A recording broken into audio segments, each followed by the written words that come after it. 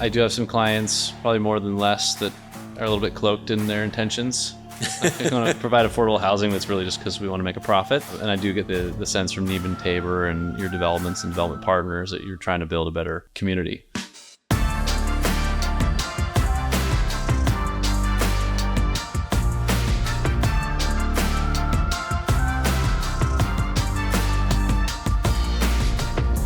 Welcome. Today we're joined by David Neiman with Neiman Tabor Architects. Wanted to host him on our podcast to talk more about development, specifically in the state of Washington and the city of Seattle, and where we think development's going and some of the things that the state has done to make it more difficult and some of the things that are happening that might make it easier and more tenable for developers of apartment buildings. So jumping right in, David, you're obviously based on our client base, a qualified architect. You've been involved in many projects that I've helped either sell the land for or sell the finished building for. But let's go back in time a couple of years, maybe to the Billy Joel era.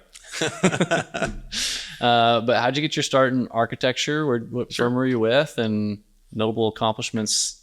Sure. Well, I started here in Seattle at NBBJ, big corporate firm. A lot of architects got their start there. I worked in their big projects division, and I did projects like Safeco Field, now T-Mobile, University of Washington, Bothell. And at a certain point, I got to the point where we had our first kid, and it was time to take a paternity leave. And I went to arrange it with my boss, and my boss kind of sat me down and said, you've worked really hard to kind of get to the position you're at. And, when you're at this point in your career, if you want to sit in that chair, you don't get up. And it just really clarified for me that if I kind of wanted to have the work-life balance that I wanted to have, I was going to have to leave. And so I finished that project and struck out on my own and started my own practice. Spent the first few years just doing single-family homes, the kind of stuff that you just pick up when you're getting going.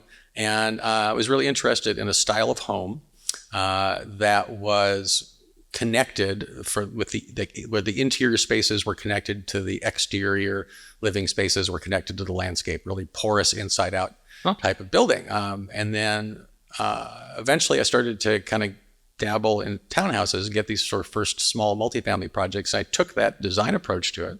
And then, if you're interested in sort of what's outside of your door in a townhouse, what's outside your door is your neighbor. Yeah. So got really interested in design for community and how to make something positive of that inside out connection to other people. And eventually, kind of followed that into innovating a sort of new style of courtyard townhouse. Yeah. We developed a few of them as sort of minor partners with a development partner, and then eventually kind of stepped into the developer's chair. Gotcha. To do one. And we did that for a few years, and all the time we were doing that, affordability was starting to grow from kind of a concern into a full-blown crisis. And we were looking at these projects that we were doing we were really proud of them design-wise. And one of the features of them is that because they were really well designed and really livable, they were selling at 10-15% premium over what was already a crazy price. Mm-hmm. We like the first project we developed ourselves was like the first time we sold $1 million townhouse, and it just there's got to be something else we can do with our efforts. And so we got really interested in microhousing and how we could kind of take this interest in both livability and community and affordability and kind of mesh them all into one into a project that could really kind of focus on all of those things. And we eventually kind of we pioneered an approach that we called kind of microhousing 2.0, where we took the inherent affordability that you get from small units and tried to pair that with really well-designed common spaces that could increase livability and make for the possibility for connection among the people that would live in it. So we really carefully designed the buildings and sort of socially engineered them so that the paths that people took in and out of the buildings took them through the common spaces. We designed the common spaces very carefully to be livable and usable so people would want to be there. Yeah. So you're maximizing the opportunity for chance interaction among people. So you get contact among people, and you get the predicate that you need to kind of build community. Interesting. In the buildings. And eventually we started developing those ourselves, and in the end ended up developing 3 different projects, and all of them in Seattle. Wow. And that's sort of like, I think that's the work we're kind of most known for. Yeah. Is the the really, really efficient, small, affordable, well-designed micro-housing. Interesting. A lot of questions Sure. to unpack there, just as the intro. Actually, I have a personal question. So a lot of times a client will approach me, hey, I'm wondering if I can add a apartment unit to this space, or I can build in that parking lot, or X or Y or Z, usually about the potential of growth, right? So when I think of architecture, I think of it in that realm, but obviously with MBBJ designing stadiums or campuses, are there specific segments that architects fall into? And we'll obviously go into more detail on where you are now, but are there specific segments or jacks of all trade, or break that down a little bit? Well, I think it's changed throughout my career. I mean, when I was first starting my career, I was working for architects that their entire careers had been generalist careers. Oh, wow. Like my first boss had done homes, but he'd done swimming pools and libraries and office buildings. Oh, wow. And, just kind of everything. Okay. And then, over the course of my career, that's become sort of less and less tenable. Okay.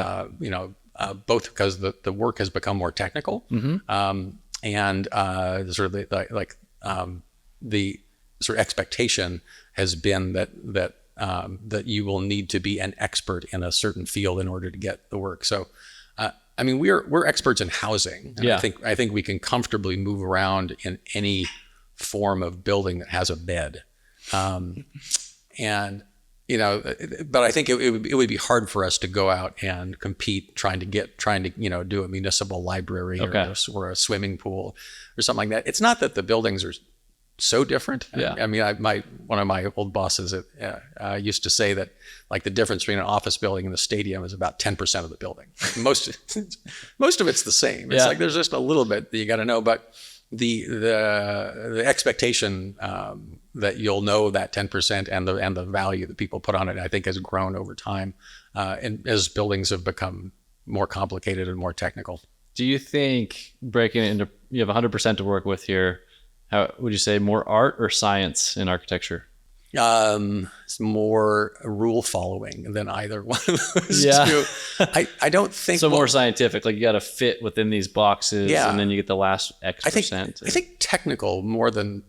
I think science is almost too big of a word because it implies that we're more knowledgeable than we are. We're more integrators of other people's science. But I like to think of it as that here's how I describe it actually to students sometimes. As I say, architecture is a field where someone hands you about 14 balls and says juggle. And your job is to throw them all up in the air and then basically figure out which 4 any human being can keep going. Yeah. And doing 4 is pretty good, right? Yeah.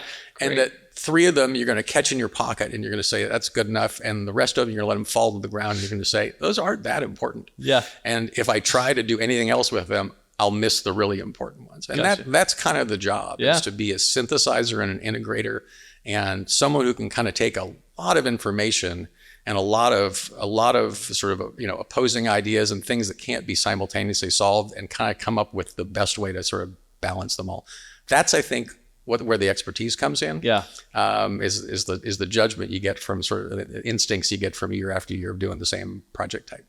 So you're lumped in, whether you like it or not, on one line item, typically A&E, architecture and engineering. Yeah. Do you have or recommend engineering in-house, or is it groups you like to work with, or is it strictly you've got your own responsibility, your own balls you're juggling, engineering has theirs, and it's like title and escrow with brokerage? Yeah, we work with a pretty consistent team. Okay. Project after project. I mean, technically we can work with anyone, but we try hard to get the people that we know and we trust. Yeah. There's differences between individuals, any individual architect, any individual engineer, and also just sort of like how well you work with them, how much you trust them, how much you believe in their judgment. Makes sense. Because they're doing they have the same thing with their 14 balls. Yeah. And you got to believe that they've caught the right ones. Yeah, fair. So little background and elaboration on architecture. Now shifting to Neiman Tabor Architects. You can call it your elevator pitch, but like, what do you do? What's your specialty? Sure. Let's see how well can I do my own elevator pitch. We specialize in urban housing with a focus on livability, affordability, community, and access to housing for all. Wow, that was good. Yeah. Is that tattooed anywhere? Okay. Yeah. You clearly have picked up these, what I'll say, some of those are principles along the way. Have you been a part of any groups, committees that have shaped how you arrived at what you guys are? Yeah. A little bit, sometimes reluctantly. I got started in sort of doing advocacy work when the city was starting to think about reshaping the multifamily code back in, I think it started in about 2007. And I ended up kind of leading a group of citizen architects, essentially, really informal group, but we got involved early, and then kind of became known to the city, and then to Sally Clark, who was the council person that was running that at the time. And it was a multi-year engagement where we just went to every public meeting, went to every forum, got invited behind the curtain a lot to sort of help shape that. And I mean, it was a really, really successful engagement with the public sphere, where we were. Like one of the things we did is that the city was trying to sell this idea that they were changing the multifamily code because the old one didn't work, and people didn't trust them. And like the city did early outreach, and they just said this is not going well. Yeah. And so we volunteered to do our own presentation and basically explain it as architects. And I don't know that this would work 15 years later. I don't know that this would work. I feel at the time we were not presumed to be developer shills in the room, and we actually kind of got some audience. And I don't know that we convinced or moved so many minds as we kind of got sort of took down the temperature of the room and convinced people that at least there was a purpose behind it that wasn't just some nefarious developer giveaway. I think that's a big fear we hear a lot in the market. Yeah. So you guys sounds like we're able to, in some way, shape, or form, bridge some of the private and public interest. Yeah. Do you feel like that maybe acceptance of that is coming back, or is it still pretty divided, pretty worried about the greedy developers? I think it's harder now. I think the politics have become a little coarser. Yeah. As the problems have become worse. So, I'm still involved in the AIA Housing Task Force, and I do some work with master builders on their Seattle Builders Council. I'm on the steering committee. I was on a design review board. I was part of the HALA committee. I haven't been hiding in a closet, but I have found it harder to kind of engage productively in the public sphere, and I've kind of come to see our development work as being like a better opportunity for us to kind of have an impact on the world and take our ambitions for trying to have a positive impact and do it that way. Yeah. And I'll say I do have some clients, probably more than less, that are a little bit cloaked in their intentions. I want to provide affordable housing that's really just because we want to make a profit. Yeah. And I do get the sense from Neiman, Tabor, and your developments and development partners that you're trying to build a better community. Speaking of, I'd say you're unique in so much as not only are you an architect, but you've developed buildings and built them. I'm guessing you've learned a lot from that. What were some of the biggest surprises when you went on the developer side and had to stroke the check and get the thing built? It's there is a terror that comes from sort of being, I think the term is eustress. It's like, it's good stress, but it's a stress that you get in when you're sort of like brought to the edge of your capacity, and you have to learn. Development has always been that way for me. It's like you're taking your core competencies, right, and you're leveraging those, but then you're stepping into some stuff that's a little less familiar. I went through the UW's CRE program for commercial real estate, and it's a year-long program. It's a business school. It gives you a little background. It gives you enough to be dangerous. And it gave me enough sort of financial literacy that I was able to sort of put together competent pro forma and talk to banks and syndicated deal and, write an offering memorandum. And but I mean, these are things where you just like really at the edge of your capability. And that's stuff. It's really hard. And after I had done it myself a couple of times, I realized that to do all of these things that I was sort of getting by at that were outside of my core competency, the other people aren't just getting by, they're good at them. They're creative and they add value in how they do them. And so as we kind of got into some of the later projects, it put more of an emphasis on trying to find partners who were as good at what they did as I was at the design side, and to partner with them. Gotcha. So that they could do the financials and they could work on the banking relationships and they could do the syndication and write the offering memorandum. And I could focus on designing good buildings and construction and livability and usability. Yeah, makes sense. I never heard that term. What was the use? Oh, you stress EU. Yeah. Like good. Yeah. I'm going to think more about that. Euphoria. Yeah, that's true. Eustress. Okay. I'll look into that.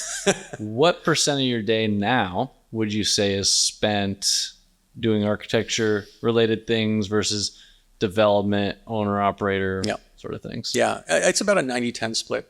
We always try to have one or two projects going at a time. One or two architectural? One or two development projects going at, in addition to our client work. But the client work, it always has to come first. It's like you never want to explain to a client that you're late because you're working on your own stuff. That's not ever going to fly. So our development projects move slower than our client projects. They don't get staffed in the same way. You get staffed with whoever is available. Yeah. And if that person has to go, hop on another project, they have to go and you replace them. So you kind of, we do our development projects as like little filler projects in between. And so, maybe a project that might take 3 years start to finish, if it was for a client, it might take us 4 or 5 if it's an in-house thing. Yeah. And so it sounds like you had the taste of the development and you're like, that's interesting. Not my core competency. I'm going to do architecture and then some projects on the side. I mean, I love the development. I would, if I had to choose between the two, I would probably choose, if I could only do one, I would do development only. Really? But it's not, if I spend 100% of my time doing development, it's sort of beyond my appetite for risk and the depth of my pockets. But but it's also, all of our ideas come from the deep engagement we have with our clients. We just learn so much by doing all these different projects and all these different project types. And, that expertise feeds our development work and ideas. And then our development work then helps feed back into understanding our clients and having insights into what they do. And they trust our opinions more because they know they know that we've walked, along the same road. So ideally you keep doing both. I think there's this misconception, and I could be wrong, but that the developers always make money hand over fist. I don't know a single client that's made money in the last, or lots of it in the last probably 4 or 5 years. Was that surprising to you, having finished some projects, refinanced them with the bank, now operating them? Are they cash cows as you had maybe hoped? Or definitely not. I've not had a lot of success of late. I mean, our first development project, I think, was that we really had a big stake in. I think we sold it around 2015, 2016. That was a townhouse development, and sort of went exactly to pro forma. Right, like we predicted it would get built for this much and sell for that much, and both of those numbers moved north. But they moved in tandem, and the profit margin was exactly right. And so the cost went up, but so did the sale price, and you made about the margin cost. It was very, very low stress, and it you could see how it could go wrong in theory, but it's just like, it's sort of a thing where it's like, this is, you do a little experiment on a spreadsheet and it happens. And then we did the Roost as our first like build and hold type of project. And, again, it cost more to build it than we thought it would, but the rent structure kind of came up, and the takeout loan was like as we predicted it would be, for the rate that we predicted it would be. And we operated it for about 1.5 years, and it had exactly the margins that we thought. And when we refinanced it, we gave a return of capital. It was completely consistent with what we told our investors we do. And it was just, it's just, hey, I did a spreadsheet, and of course it works out. And then the pandemic hit, and just like, all the wheels came off the cart. There were wheels I didn't even know I had that fell apart. And since then, everything that we own and operate has just been sort of like scratching to get by. I haven't returned a penny to any investor, since that time.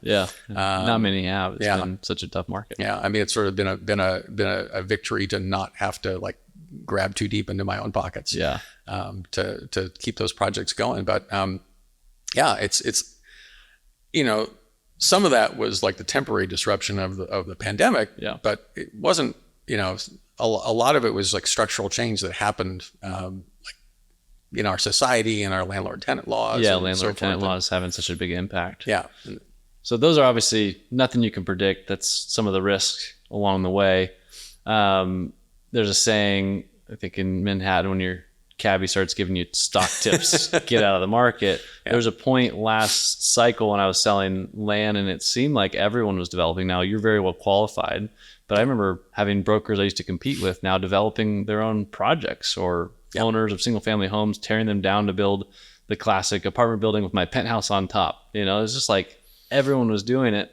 What was the one thing that surprised you the most when you finally went from designing the building to having it built? The biggest surprise was how difficult it is to operate multifamily. I think that the building's done. Biggest surprise is it doesn't just cash flow.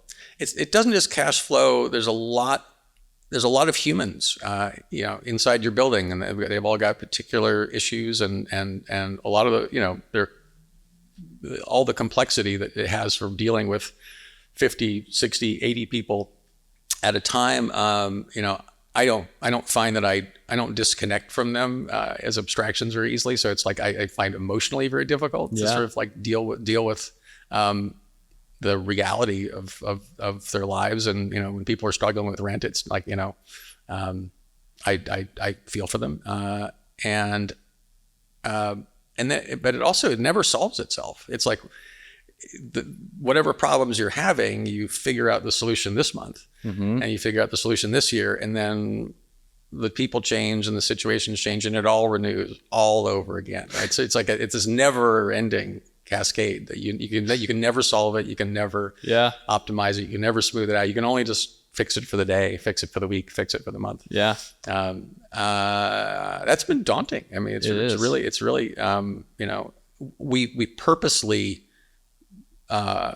decided to own and operate the Roost. It was like it was the first project we developed, and the one that we operated personally. I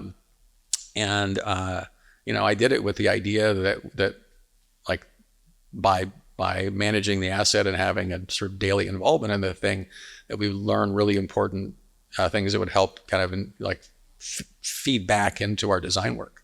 And it turned out, I learned about that much about about how to design a better building, but I learned about this much of stuff I really never wanted to know. That was one thing I wanted to talk to you about was the Roost. I remember when you started to raise capital for it, it was for profit, but mission driven. Is that a fair way to position it? So it was, we're going to build this community of how many units or how many beds? It was 33. 33. And we're going to create community, and we're ideally attracting a certain type of resident. I think it was artists, right? And artists are going to live here together and create better art, essentially.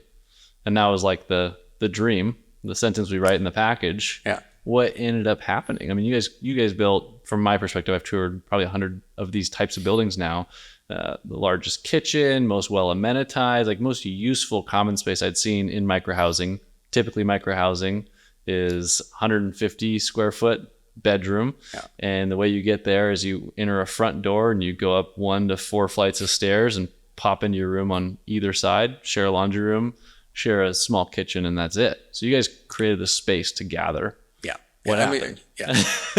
Well, we succeeded at a lot of it. So I'll start with the success part first, which is that we focused on the idea of having it be kind of artist live work, and the whole artist focus was just because the building was right next to an artist live work building, and it was in a little bit of an arts district, and we thought there's just some natural momentum that we can, if we bring in a bunch of artists here and there are a bunch of artists living over there, it's just going to be that much easier to kind of build some community and some identity for the people who live here. And then we're just looking for some commonality that people can have. Like why do I want to live here with other people? Because I share these common things. So we did a bunch of outreach to artists as we were designing the project to try to understand like what it was that was important to them. We actually started that project with the idea that the whole ground floor would be a common workspace. Okay. And we figured out through the outreach that artists didn't want that. Really? Like they all worked in different medium and different times, and they needed different tools, and they needed a lot of security.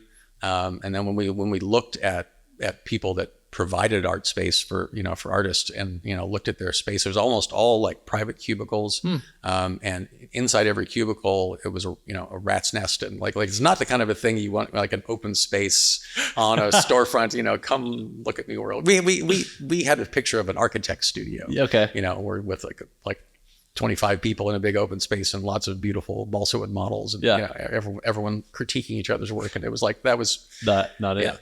The polling told us no, thank you. So we really focused on the idea of it being a place where artists would live and live with each other. And then the idea of lofting the units came from the idea of making them big enough that you could live and work in your unit. So you could have your bed up top and then have a little living room space that could be a living room, or it could be a place where you do your art.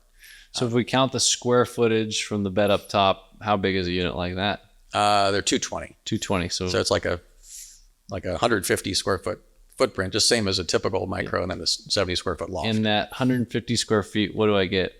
Bathroom with a shower? Yeah, you get a bathroom with a shower. Is there a sink in the bathroom? No sink in the bathroom. There's a kitchenette there's a sink in the kitchenette, and it's a bigger sink. It's got a lit medicine cabinet with power inside of it, so it actually works for a place to put your razor and your toothbrush, and then mini fridge, microwave, and a built-in wardrobe in that little kitchenette section, and then a little 70 square foot living room. And then a little 70 square foot loft up and down. So it lives like a little 1-bedroom unit, right? Your bedroom's up there, your living space down there, and then you got your kitchenette is enough to reheat food. It's not a place you want people cooking in. And so the kitchens are actually really nice kitchens, and they're outfitted and they're meant to be used. So I think if you go into a typical micro unit, I've actually seen these where the projects have been operating for some time, and I'd open the microwave and there'd still be the instructions inside the microwave because no one had used the kitchen. Yeah. Because if you open up any drawer, every drawer was empty. Yeah. And the only way they ripped the fridge out of the wall because people are leaving things and getting spoiled. They ripped the dishwasher out because people leave their dishes. Yeah. So it's like a countertop with a cooking surface. Yeah. The only way to use it is for you to bring, your own utensils. A whole kitchen with you. Yeah, bring exactly. And you're on the 5th floor with no elevator. Okay. Yeah. So things that went well. Yeah. So we, the design of the thing was pretty well thought out. It was really well received when people moved in, and we did a bunch of guerrilla marketing when it was time to launch the project. Yeah. Right? Like we've built the building, we've designed the building, but if you don't get a bunch of artists to show up, it doesn't work. True. And we kind of figured if we just throw this thing on apartments.com, we're just going to get a bunch of randos. Yeah. And so we kind of said this is our one chance. So I think we finished the building in August. And so we gave away August and September, kind of your best leasing months. We gave away that to guerrilla marketing. And we said, we're not going to advertise in these months. We're going to go and we're going to put up posters in art stores. So if someone showed up, if I was just a market rate tenant that has no business with art and showed up and said, I want to rent a unit, you're like, not yet. Oh, you can do it. I mean, that's fair housing, but we didn't do anything to advertise the building, advertise to the general public. We advertised through Facebook and through arts organizations and word of mouth. Okay. And that actually worked pretty well. So we got about, by the end of the, I think September, we got in the place 2/3, 3/4 full, almost all of them artists. And then we were able to kind of go out and just conventionally advertise the thing. But at that point, we really did have an artist community. It was a real thing that we'd done. Yeah. And then we put a lot of effort into getting an arts anchor into the commercial space. So we took 2 years of working with the Office of Seattle Arts. Not Seattle Arts and Lectures, Seattle Office of Arts and something. SAOC, you will look it up. We worked with them for a long time to try to find a nonprofit that we could get in there that would have an arts focus, that would, again, be sort of the anchor tenant that when people walked in the door, they'd think we were serious. We weren't just art washing the building or something like that. And we got Amplifier, which is like a great tenant. Their Amplifier, I don't know if you know their work, but they're if you go look at images of the 2020 Women's March, and all the art that people are holding up, that's like created by Amplifier artists. Oh, wow. So they basically went and engaged artists to create art that sort of helped to give expression to social change movements. Really interesting group, but good name for it too. Yeah, and just having them in the building really kind of helped to convince people that we were serious, and this place was for them. Yeah, all that worked great, and we really had a working community in the place and a bunch of people who were excited to be there.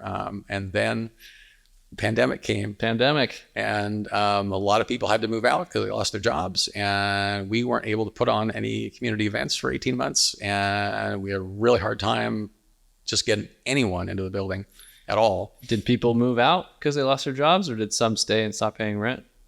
Eventually that happened. That was sort of like the later pandemic story. Okay. But the first, so initially people were like, you know what? I can't foot it. They would then they wouldn't renew, and they'd go home. And eventually kind of like the people would settle into a habit of like, I can't pay my rent. Yeah. I just won't pay my rent. Yeah.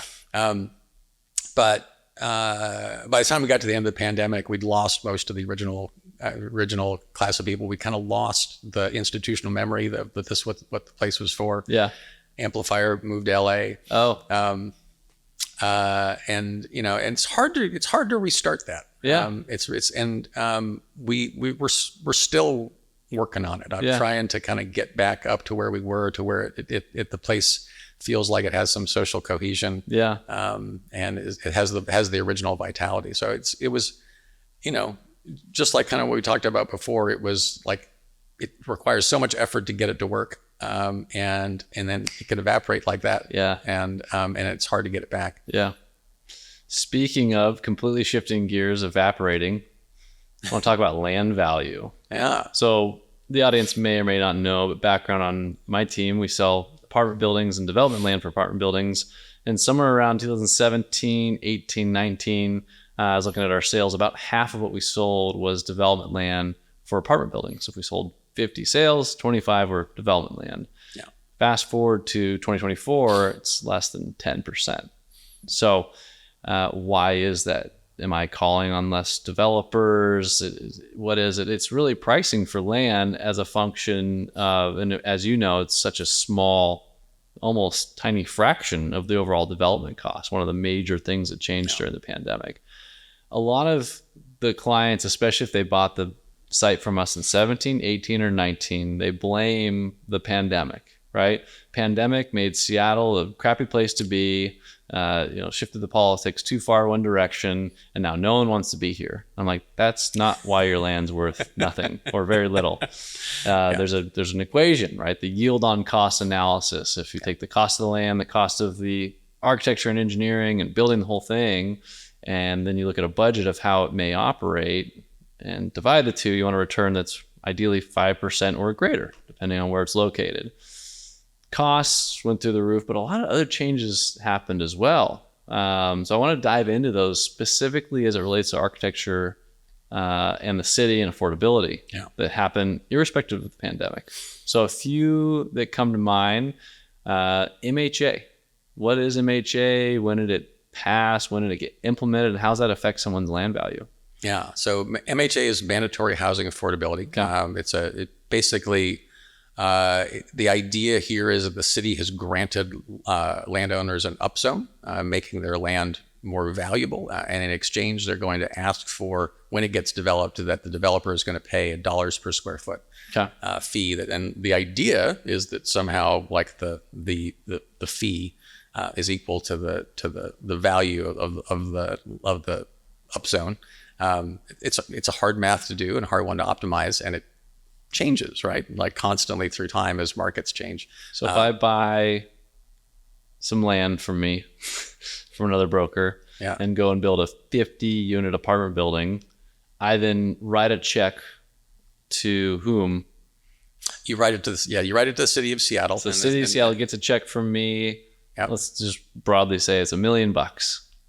And because I was able to develop, instead of 45 units, I can now develop 50. I'm therefore giving them money to provide more affordable housing. Exactly. And that money goes to fund affordable housing projects. And does the city now go buy land and develop those? Do they buy it from developers? Has that money been spent? Do we know where it is? Yeah. Well, it's going to the Office of Housing. I don't know all that much about how they use their various buckets and which buckets are from the Jumpstart tax and which are from the levy money and which are from MHA. How many units have we provided? Yeah. So that's a big one. It's a project cost, right? That the developer of the 50-unit building ostensibly maybe gets 5 more units, but they were more to build too. Is that right? Correct. Okay. Yeah. So MHA is one big one. Yeah. And it's simple. And it's not simple, but it's math, right? We can quantify in this area for that size building how much your check is going to be. Yeah.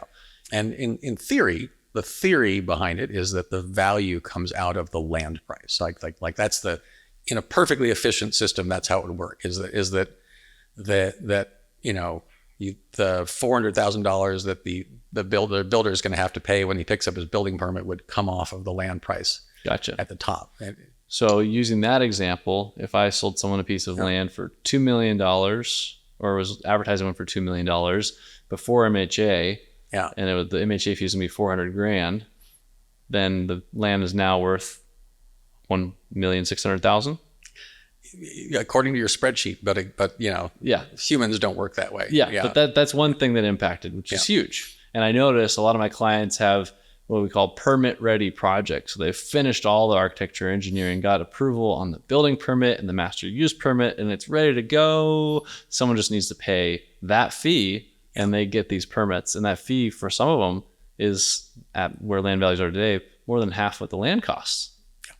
So that's one piece. Yeah. Next one I hear a lot about is energy code. Mm-hmm. I'm sure we could spend a long time there, but in a nutshell, what changed and how does that impact? You'd mentioned it impacts smaller housing. Yep.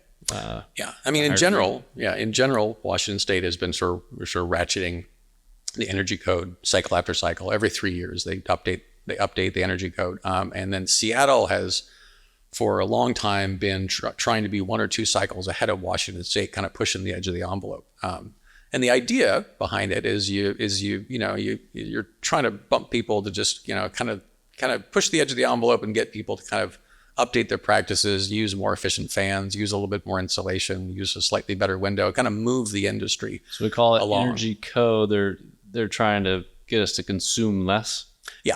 Okay. All of this is heading towards a goal that buildings will be sort of net carbon neutral. Gotcha. Right? Net zero. And what happened in the 2018 cycle, so the 2018 code, which I think was adopted in 2021, 2020 or 2021. These decisions were already made. Well, 2018, it was decided, and then 2021, right when things probably couldn't be more difficult. Sure. For exactly. Yeah, it takes years to develop the code and kind of figure it out, and it's all done sort of like by a bunch of insiders and a bunch of committees that no one's paying attention to. Yeah. And then eventually there's a moment where it hits the city council and people start looking at it. But largely people didn't recognize that this was a real big phase shift that we were going through. But the 2018 code, it was not an incremental upgrade. It was a huge step function shift of what was being asked of people, and people being the developers. Yeah. Okay. And it added, without getting too much into the detail, it added about $25,000 to $30,000 a unit to the cost of doing a multifamily unit per unit. Yeah, per which unit. Is huge. Yeah, might be 10 to 15% in a typical apartment building, which is as much as the profit margin in a lot of developments. Yeah. And I don't think at the time that the code passed, no one really understood how expensive these things were going to be. It was only until you kind of designed your first one and then took it out to get a raw pricing, and it really took a year into doing our first projects for people to really absorb, like, oh man, this is a problem. This isn't a small bite. This is a massive problem. So we have two things that are competing here. We want to make buildings more sustainable and more affordable, but the sustainability is at odds with the affordability. Yeah. Is that right? Well, as a society, we're trying to make like a generational adaptation to climate change, and we're putting a huge portion of this like large societal burden on a very, very small industry. We're saying, it's like, I don't have to update my house, and I don't have to change my car, and I don't have to do, but that guy has got a unit in Seattle has to take the brunt of that. Yeah. Interesting. So it's, the need to adapt for climate change is a broad societal problem. Yeah. But we're kind of, this is just a general problem that we have, that we ask the housing industry to take an inordinate share of a whole bunch of things that are sort of general societal obligations to change things, to update them, to create more resilience. And we could get into the detail of it, but sort of one small example. So another form where cost to build, let's go back to my example, my 50 unit building. Yeah. Now I'm saying 25,000 more per unit. So another $1.25 million in cost. Yeah. And my land cost started at like $2 million. Sure. So now I've taken off 400,000 in MHA and 1.25 and this energy code.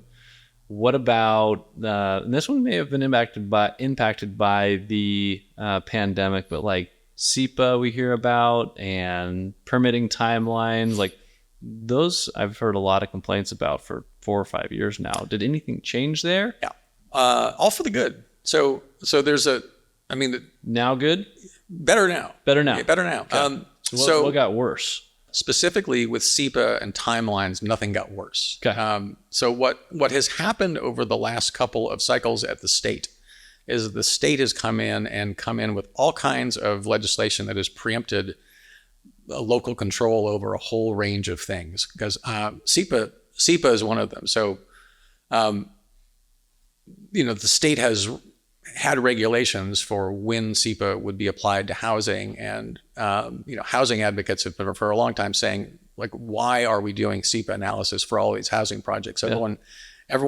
knows that there's like no special impact of building 8 units of housing. I guess what is SEPA?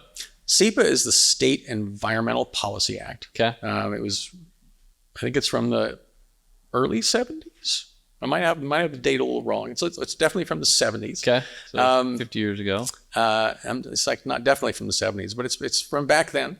And basically it was the idea that up until that point, you wanted to go build a building and drain a wetland, you just did it, right? Okay. And then SEPA introduced the concept of, but before you drain the wetland, let's talk about the environmental impacts of this project. And then created a whole bunch of thresholds of project sizes at which you would have to do an environmental analysis. So it was a very important sort of like step in the sort of evolution of environmental responsibility. Yeah. But it slowly over time kind of became weaponized to where, this is no longer about, preventing endangered species from, from being snuffed out. This became a way for people to use the tools of SEPA to basically try to slow down or prevent change from happening in their neighborhoods and in their communities. Gotcha. So it's for a long time been recognized as just sort of like there's like this much productive aspect to it when it comes to like urban housing, and about that much problem. Yeah. And so a couple of years ago, the state just preempted it and said there is no more SEPA review for housing. Yeah. So that's a huge change. Yeah. If anyone ever designs a new project again, the project will be that much easier because you won't have to do it. When that was decided, is that already implemented, or are we waiting? No, that's in place. It was that became active a couple of years ago, and so a bunch of projects that we had that were on the boards, like the SEPA process was just canceled mid project. Okay, so, that's great. we'd already spent all the money. Yeah, spent the money, did the reports. One more that I hear more now than ever are what do they call them? Unproject related, or Oh, yeah. what do you call those costs? I think I know the term you're talking about, but it's not. Non-project related costs. Yeah. So it doesn't have anything to do with my 50-unit building, but it may have something to do with the surrounding area, whether it be the sewer line for the entire street or neighborhood, and the sidewalks and the curbing and all that sort of thing. So just to remind you, my $2 million piece of land is now, worth, let's say, $400,000.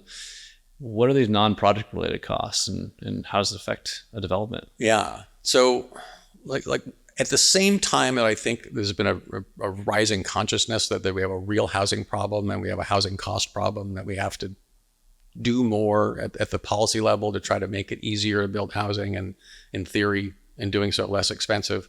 There's been a huge pile on at the agency level and in the city, probably not just in Seattle, but this is my backyard, of trying to increasingly get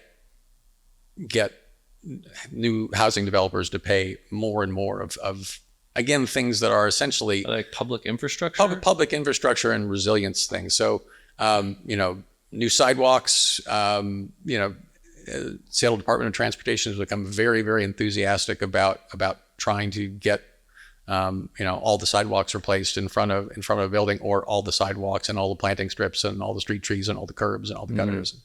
And so they're piling this on as a project cost to the developer. Yeah. So if I'm a developer, my site is in the middle of a street that has 20 parcels, and I'm on one in the middle. Yeah. They may say, improve the sidewalk, the entire one going this direction to the corner. Certainly in terms of your frontage, but there's also there's lots of policies in place that can try to get you to replace the curb cuts at the corners. And while you're doing the curb cuts on your corners, it's a 50% chance that you'll actually end up replacing the curb cuts on all the other four corners that face you. And while you're doing that, you're going to have to replace a couple street panels, and do you know this when you're looking at this piece of land? You know, hey, they're going to require this, or at what stage are you notified that, hey, we got you? If you do as much work as we do, you get pretty good instincts for them. But people get caught by surprise all the time. A lot of it's judgment call. A lot of it's stuff that happens where you'd be halfway in the middle of a construction project and a street inspector will come by and say, I think you guys made that crack. I need you to replace the sidewalk up to the corner. Oh, now you're at the corner, so now you need to do the curb cut. So, well, you did those curb cuts. These things happen in the middle of projects. I had a client tell me they expected this type of thing, so they took all the pictures before they started to develop, found where the actual cracks in the sidewalk were that were there before and they got pointed out, said we didn't do it, and they still made them. So let's imagine the scenario that's fiction plays out, and I got to improve the sidewalk and the electrical, did you say panel? Yeah. And now some of the curb cuts and crosswalks. What are rough costs? What am I into that non-project related costs for? Yeah. You can, what happens is that you might spend $250,000 on new sidewalks and frontage. You might spend $200,000 on curb cuts. Only a fraction of it is the engineering, is the construction. A lot of it's the paperwork and the engineering and the permitting. So the city's making money. I don't know that the city is making money off it so much as just forcing you to spend a lot of money on the paperwork and the process. Wow. How could that be done differently if the construction isn't the expensive part and they just want things fixed? Yeah. Well, part of this is an overall mentality. Gotcha. Which is that the idea that so the curb cut thing, here's a good example. Yeah. So the curb cut thing, there was a judgment that was brought against the city. It was a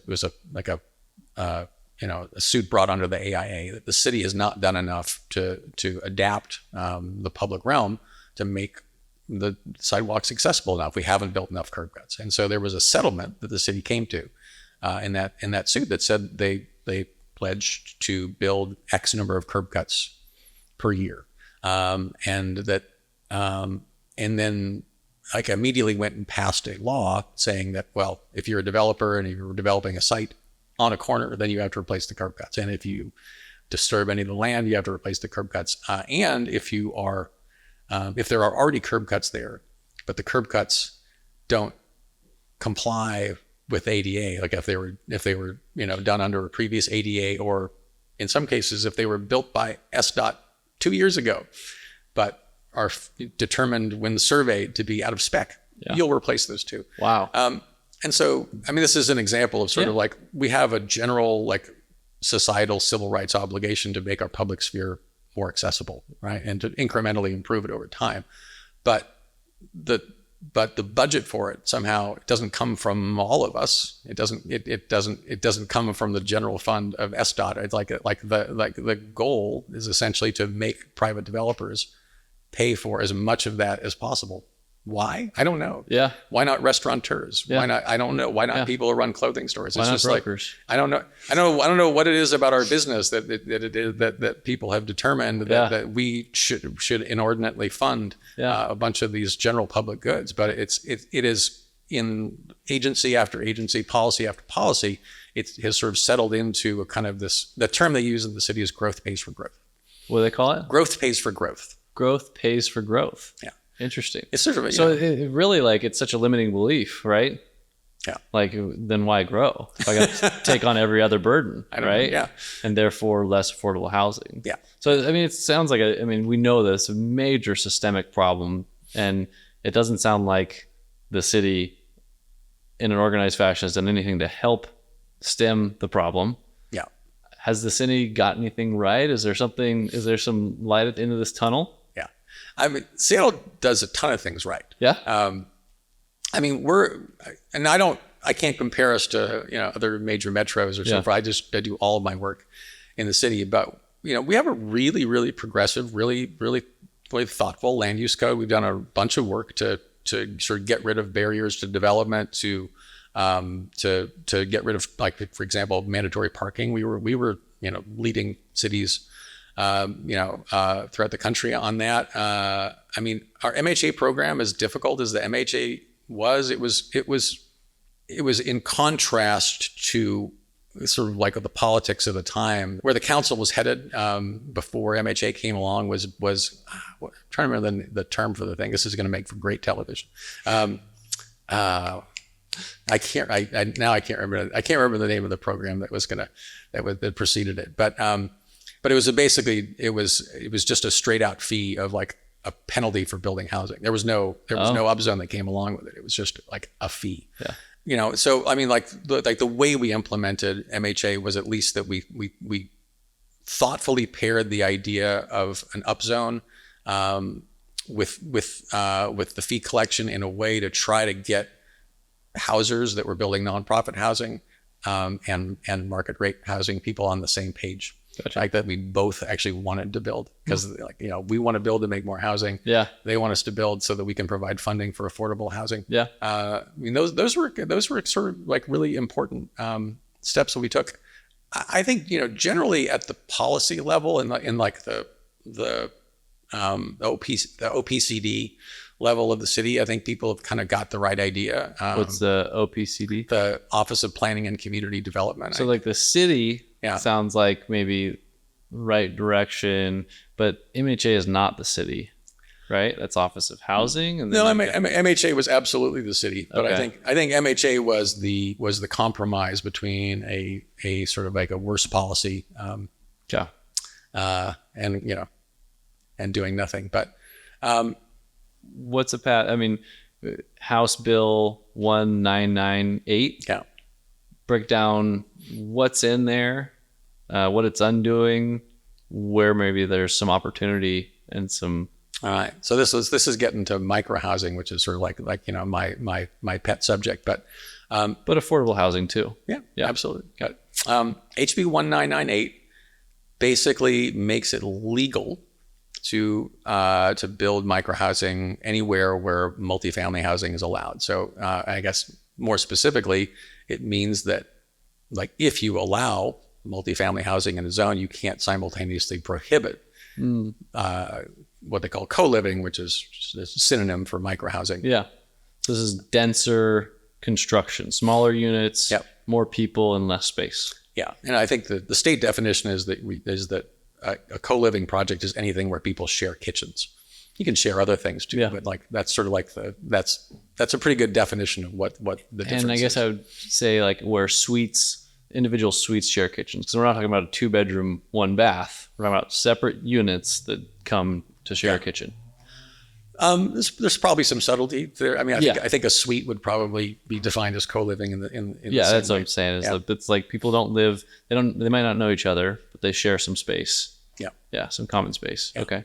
So 10 years ago, Seattle passed a law that basically took the land base where you could build microhousing and reduced it from all multifamily zones to just a few. Yeah. And then when the MHA upzone came, that wasn't a feature of it, but a flaw. Yeah. That it reduced the amount even further to where there's just like a fractional amount of land where it was just both allowed and viable to build. Why'd they do that 10 years ago? Like, why'd they say, hey, this is an affordable option, let's get rid of it? Yeah. Well, 10 years ago, they did it deliberately as a political compromise. That, I mean, the boom that happened in Seattle in microhousing was accidental. No one chose it as a policy direction. There was a group of small developers that kind of saw a little crack in the code and used it to create this just boom of small, affordable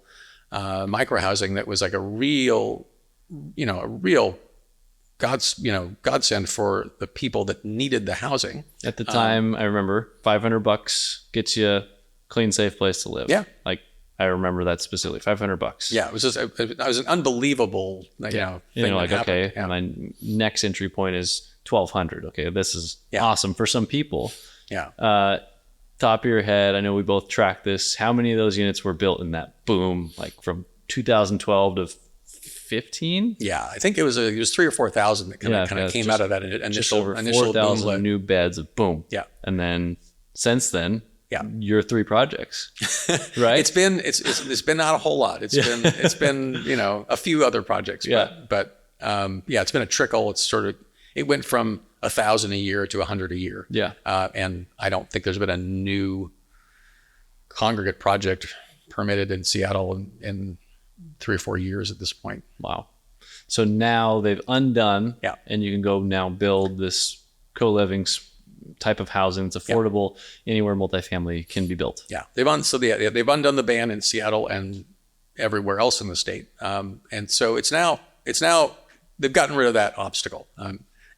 There are other obstacles to getting this type of project built. There's all of the issues with general construction cost and energy code. Yeah. And then there's a specific one that's the changes in landlord tenant law that make it really, really hard to get people out of your building that aren't paying rent. Those land inordinately hard on people that rent to people of modest means. Yeah. Like we have just lots of renters who are really vulnerable to. They lose their job, they're living paycheck to paycheck, and when they lose their job, they can't pay their rent. So when a unit is available at your property, the Roost, of a flat, what is that rent for today? Anywhere from $950 to $1,250, kind of depending on the. So is $1,000 and okay for this example? Yeah. $1,000, and to qualify, they have to have 2.5 times the rent in W-2 or some sort of income. Yep. So they're making $2,500 a month. $30,000 a year. Yep. So when something changes in their life, the likelihood they can cover that rent is very low. Very low. So you're providing all these people housing. However, they're, like you said, most susceptible to the change in the economy affecting whether they can pay for their housing. Yeah. And now you as I don't like calling you landlords, owner. Sure. Right? Operator. Housing provider. Housing provider. Have all these residents. Yeah. And something shifted, and maybe you can pinpoint it, that now this resident can pretty much just not pay you rent forever. And there's really not a lot of recourse or penalty. Not a lot of recourse. I don't want to make like it's everyone. It's just, I think, in a given time, we've usually got 1 or 2 people that are sort of like non-paying renters. Yeah. But it's, we didn't ever used to underwrite delinquency as part of our business plan or our budgeting. And now we underwrite it at 6%. And vacancy, what do you underwrite that at? Normal 5%. So you expect more people to not pay than not than vacancy in your building. It's a bigger problem. Yeah. Wow. And so what happens? What used to happen is people would miss a couple payments, and we'd sit down and talk to them. And usually the deal you come to is to let people out of their lease. Yeah. Is to say, we know you can never catch up. Yep. There's no point in like belaboring this. It's evictions are terrible for people. Yeah. They're bad for us. They take, they're costly, and they go on your record and they ruin your credit. Yeah. Just we'll do a mutual termination. I'll let you out of your lease. And do you pursue the unpaid rent, or it's no point? Just like let you go. Again, like I always we would have this conversation with our property manager. I would say, we're in the housing business, not in the life ruining business. It's like, we're not going to get the money back. Yeah, so you're this greedy developer that's providing affordable housing, and you're saying, I get it. Yeah. Life happens. We'll terminate the lease. Yeah. You go your way. We'll fill the unit. And you try to give the balance. You try to end the pain as quickly as possible. Yeah. And what's happened now is that at some point, kind of people have gotten the message. And again, it's not everyone, but enough people have gotten the message that they can stay for a year or more, while the project kind of the issue crawls through the eviction process. Yeah.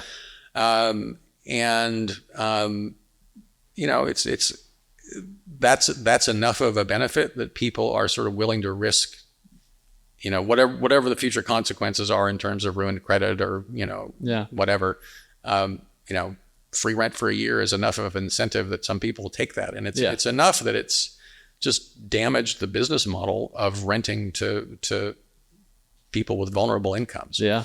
And so one of the biggest challenges to getting new microhousing built is that the existing operators, who are working in the space, are having trouble making ends meet. And so investors have noticed and banks have noticed, and it's you got to have a way to get past that whole problem to get people to be willing to sort of take the risk on building new housing in this space. Yeah. And I'd say probably magnified in the microhousing, but I see it across all segments, all the way up to the nice high-rise building. It's also probably losing a lot more money than a microhouse.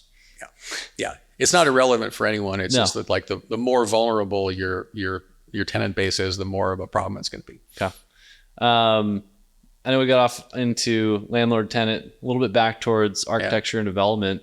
What percent of the projects that you were working on in 2019 are now built, on hold, or canceled? Yeah. That's rough. So I had to prep for this question, and the research was pretty shocking. So I came up with a dozen projects these are projects of scale, not the little, remodels and stuff, but like big new projects. Of the dozen projects, one is under construction. Okay.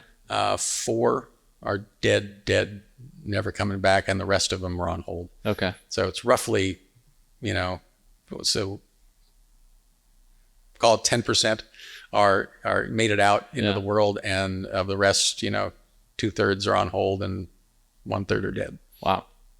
And anything HB 1998 passes, are your phones ringing off the hook to build? Like, have we seen any uptick in permitting, or has it just been deadpan for a little while? No, it's been pretty flat. I mean, the one sector where I think things are still doing okay is in, and it's a small sector. Yeah. For doing ownership housing. I mean, there's still a kind of a, I don't know if vibrant is the word, because those numbers are down as well. But there's still a viable industry and a viable development model for building housing for sale for people. But at scale, I mean, we're talking 4 to 5 unit projects, right? All over. Yeah. So we're not solving affordability there. No, it's really mom and pop stuff. It's small builders, and it's mostly 3 units at a time on a single family lot. I talked to a client recently that said, I'm better off just getting a job, because to finish that 3 unit project, I used to maybe profit 50 to 100,000 per unit, and now it's like 25 to 50. Yeah. It's like, so I can work 2 whole years on this project, have a ton of personal risk, and make $75,000 to $150,000. There's many other ways to make money easier.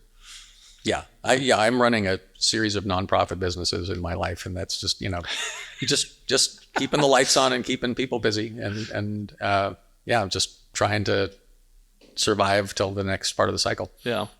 So focusing in on the architectural side of things, what opportunities do you think there are that the city and or state could implement that could maybe give some relief to developers, and which does pass through to these eventual residents? Yeah. The state's done amazing work at sort of taking these thorny problems out of the hands of local control and just preempting them and saying, sorry, you got to move the ball forward. Okay.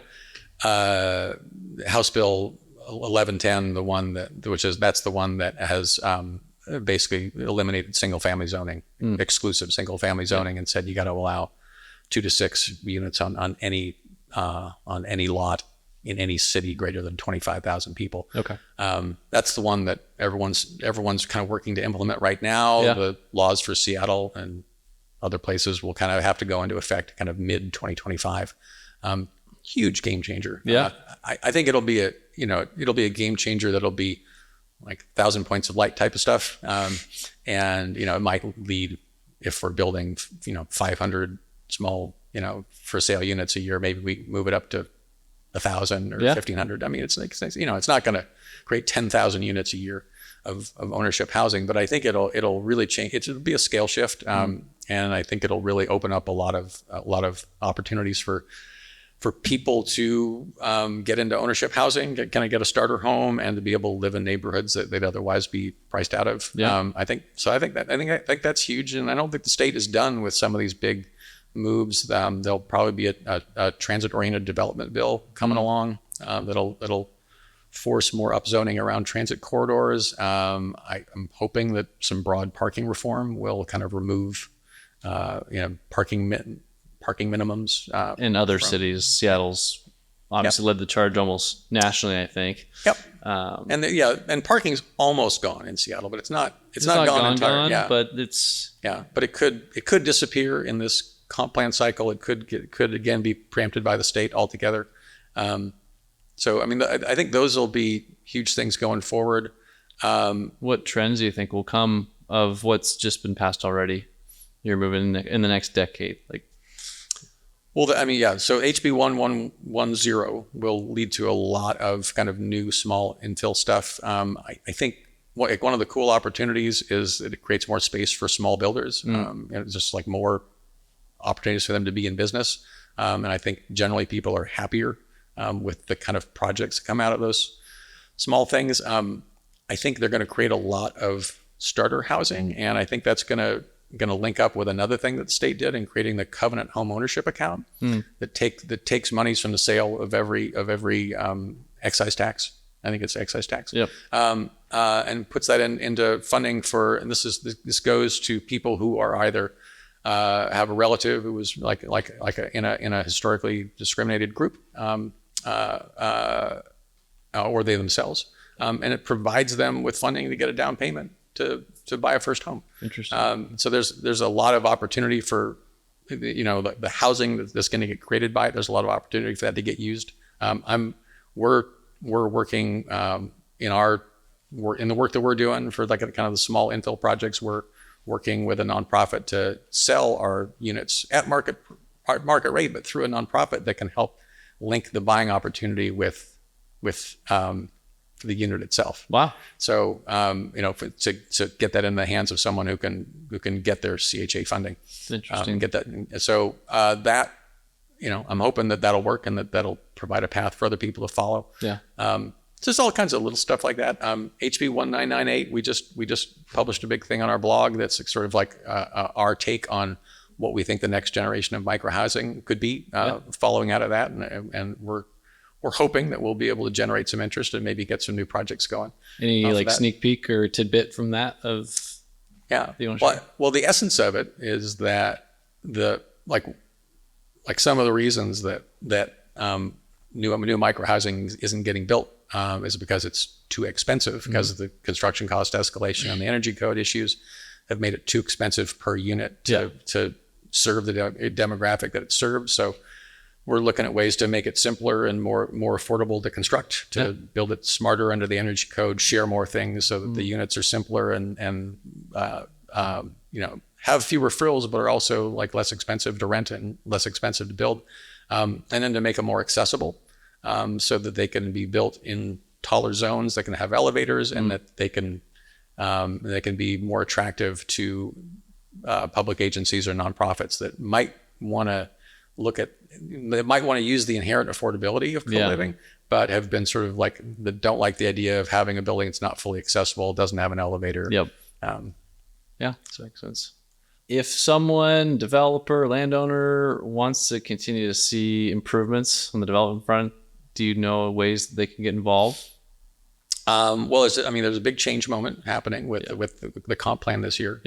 Certainly like getting involved and giving public comment and like giving your 2 cents, telling stories. I mean, I think what I'm seeing is just more and more people showing up.